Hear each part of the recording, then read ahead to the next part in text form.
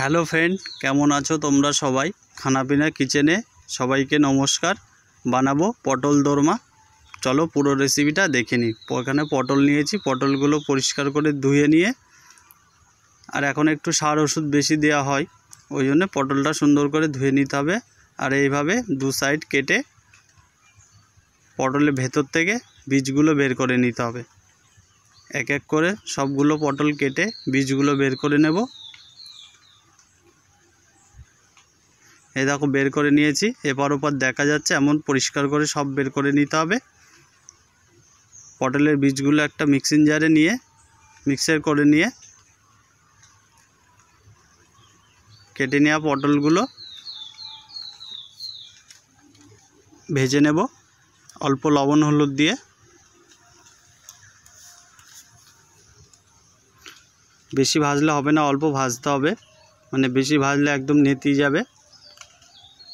ওই তেলেই ফোড়নে দিয়ে দেব আদা জিরে বাটা, কাঁচা লঙ্কা বাটা একসাথে,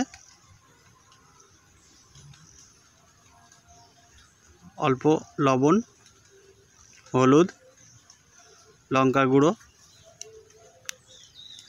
নেড়ে চেড়ে দুটো আলু দিয়ে দেব। দু টুকরো আলুকে একসাথে মশলার সাথে মিশিয়ে নিয়ে মশলা কষে আসলে ওপর দিয়ে বাদাম, ধনেপাতা, দোরমা মশলা আবারও দিয়ে ভালো করে মিশিয়ে কষিয়ে নিতে হবে। এই দেখো আমাদের মশলা রেডি, নামিয়ে নিয়েছি। এবার যে মশলাটা বানিয়েছি, পটল ভেজে নিয়েছিলাম, পটলের ভেতরে আস্তে আস্তে সুন্দর করে ভরে নিতে হবে। এটা ভরে নিয়েছি পুরো, এক এক করে সব পটলে ভরে নেব।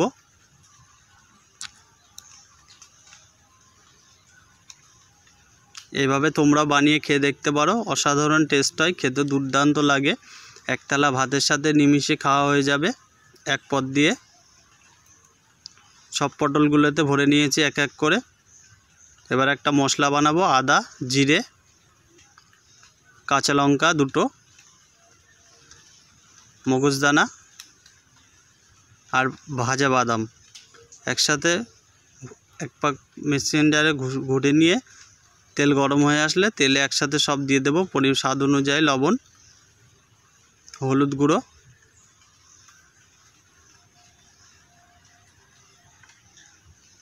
গরম মশলা, অল্প চিনি। ফুড গ্রেভিটা গাঢ় গাঢ় হয়ে আসলে পটল যে মশলা ভরেছিলাম একসাথে দিয়ে দেব। ওপর দিয়ে আবারও একটু হালকা গরম মশলা, ঘি ছড়িয়ে দিয়ে নামিয়ে নিলে রেডি আমাদের পটল দোরমা। তো আমাদের রেসিপিটা কেমন লাগলো অবশ্যই কমেন্টে জানিও, আর ফলো করে আমাদের পাশে থাকুন নতুন নতুন রেসিপি দেখার জন্য। কালারটা অসাধারণ হয়েছিল। এবার আমরা খেয়ে দেখব কেমন হয়েছে খেতে।